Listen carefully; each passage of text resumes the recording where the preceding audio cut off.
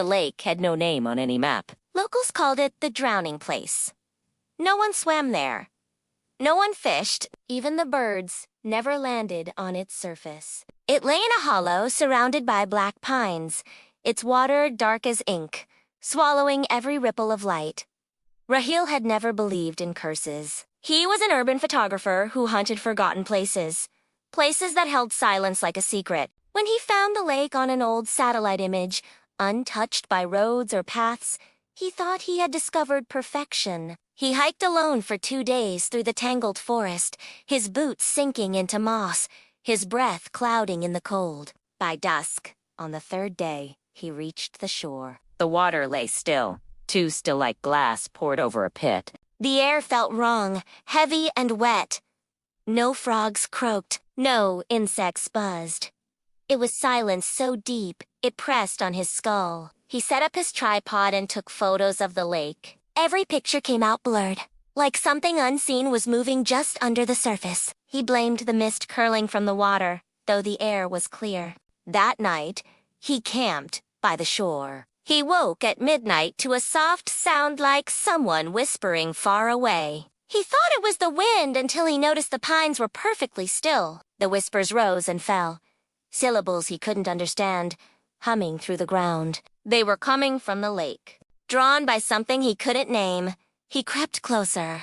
Moonlight shivered across the water. He knelt at the edge. His reflection stared back. Except, it didn't move. It smiled.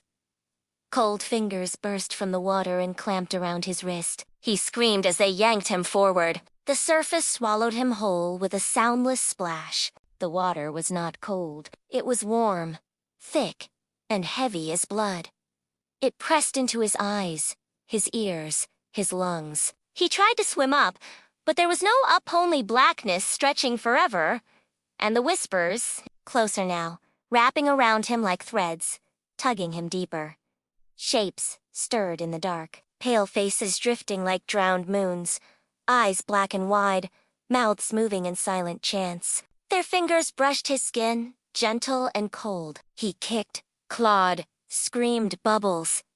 The lake swallowed the sound. Then he saw the bottom. A city lay there, towers of stone and bone, streets paved with skulls, gates taller than mountains. Pale figures floated through the streets like drifting ash. They turned their eyeless faces toward him. Their whispers became words. Breathe. He couldn't. Breathe. Water filled his lungs like smoke. It didn't burn. It was warm. So warm. The fear drained out of him like blood from a wound.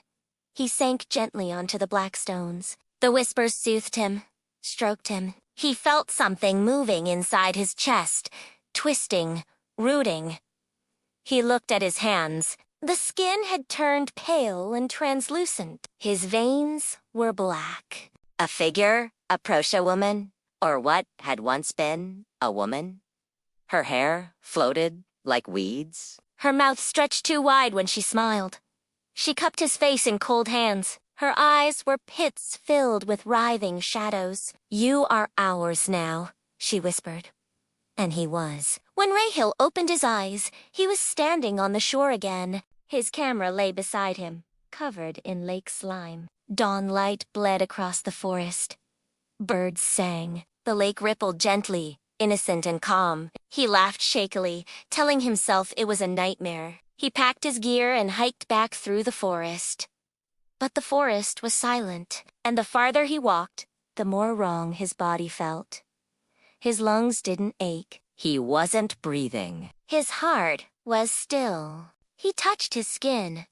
It was cold and soft as wax. He reached a logging road by sunset, collapsing in relief when he saw a passing truck.